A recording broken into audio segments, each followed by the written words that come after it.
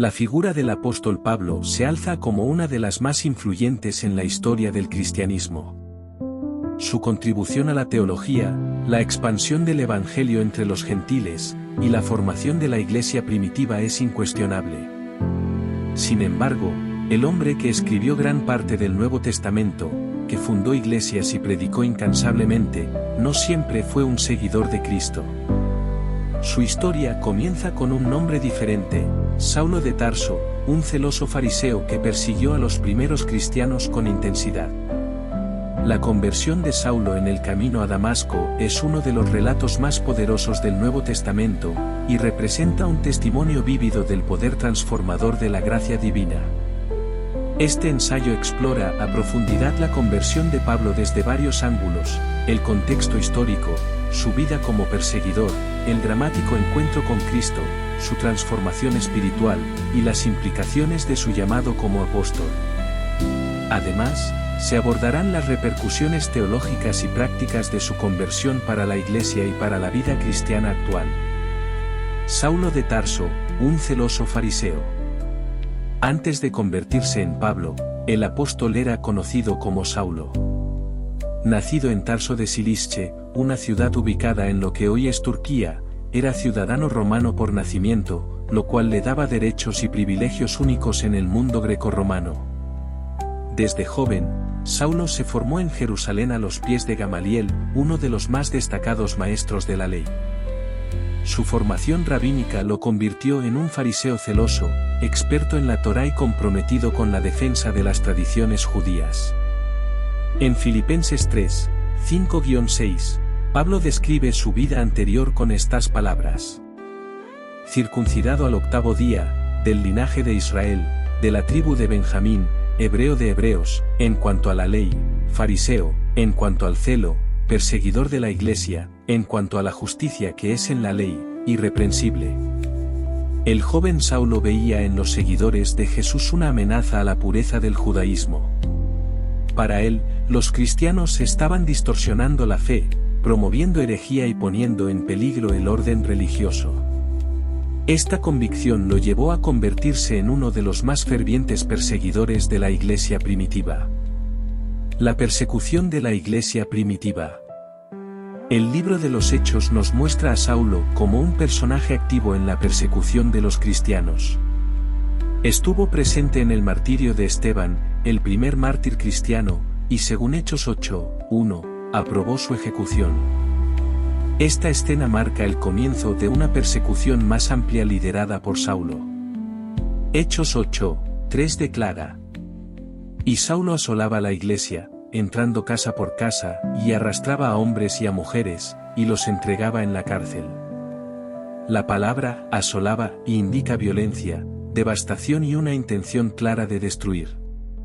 Saulo no era un perseguidor pasivo, era metódico, implacable y apasionado. Su persecución no se limitaba a Jerusalén. Solicitó cartas al sumo sacerdote para ir a Damasco y arrestar a los creyentes allí. Este viaje marcaría un punto de inflexión no solo en su vida, sino en la historia del cristianismo. El camino a Damasco, un encuentro sobrenatural. En Hechos 9 se relata el momento crucial de la conversión de Saulo. Mientras viajaba a Damasco, una luz del cielo lo rodeó y lo derribó al suelo.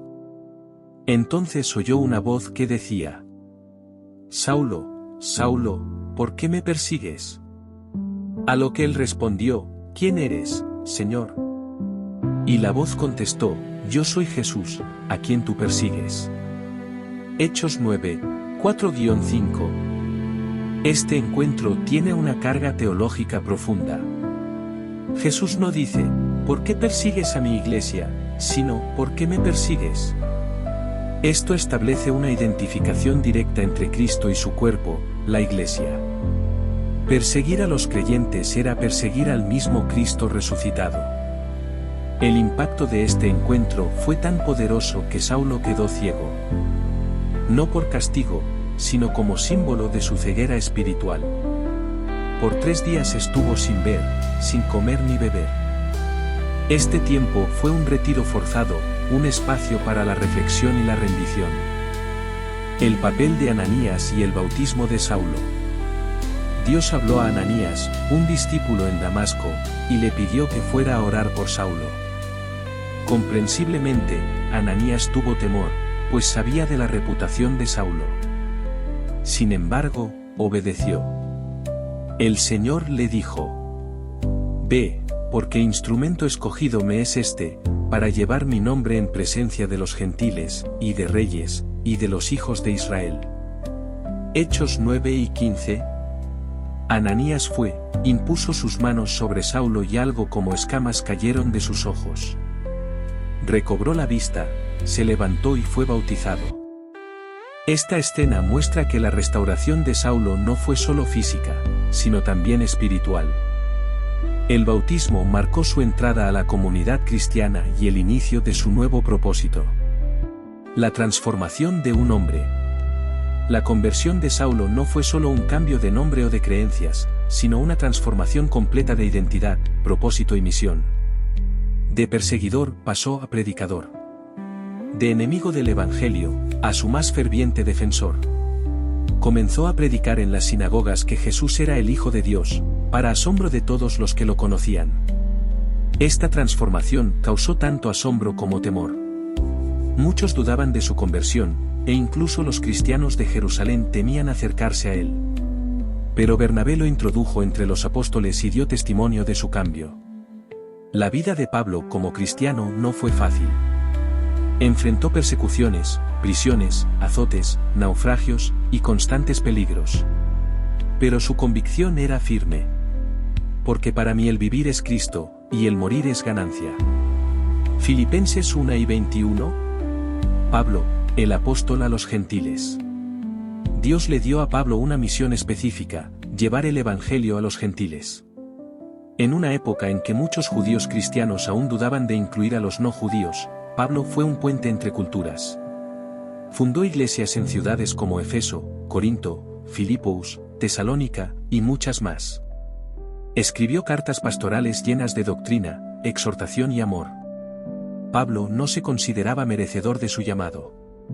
En 1 Corintios 15, 9 dice: Porque yo soy el más pequeño de los apóstoles, que no soy digno de ser llamado apóstol, porque perseguía la iglesia de Dios. Sin embargo, su humildad no lo detuvo. Con valentía, defendió su apostolado y predicó a Cristo crucificado y resucitado como esperanza para todos. El mensaje de la gracia. Uno de los legados más grandes de Pablo es su enseñanza sobre la gracia. Él mismo fue un testimonio viviente de la gracia inmerecida. En Efesios 2, 8-9 escribió: Porque por gracia sois salvos por medio de la fe, y esto no de vosotros, pues es don de Dios, no por obras, para que nadie se gloríe. Pablo entendía que no había sido salvo por su conocimiento, ni por su fervor religioso, sino por un acto soberano del amor de Dios. Su vida demuestra que la salvación no es para los perfectos, sino para los dispuestos. No para los que se creen justos, sino para los que reconocen su necesidad de redención. Implicaciones para la Iglesia y el mundo actual. La conversión de Pablo es un recordatorio de que nadie está fuera del alcance de Dios. Incluso el más hostil, el más perdido, el más endurecido puede ser transformado por el poder del Evangelio. Para la Iglesia, el testimonio de Pablo es un llamado a no juzgar por las apariencias, a creer en la posibilidad de redención para todos. También nos recuerda que los líderes espirituales no nacen, sino que son formados por el Espíritu y a través de procesos, a menudo dolorosos. En un mundo donde muchas personas viven atrapadas por su pasado, Pablo nos muestra que no somos definidos por lo que fuimos, sino por lo que Dios puede hacer con nosotros. Conclusión. La historia de Pablo no es solo una historia de conversión. Es una historia de gracia, de misión y de transformación. Es el relato de un hombre que pasó de ser enemigo de Cristo a ser su embajador. De perseguidor de la Iglesia a su defensor incansable. De asesino de cristianos a mártir por el Evangelio. La conversión de Pablo nos enseña que la verdadera fe no es una religión vacía, sino una relación viva con Cristo. Que la redención no es solo para los caídos, sino para todos los que escuchan el llamado de Jesús y responden con obediencia. Y sobre todo, nos recuerda que la historia de Dios no está limitada por nuestro pasado. Si Dios pudo usar a Pablo, también puede usarte a ti.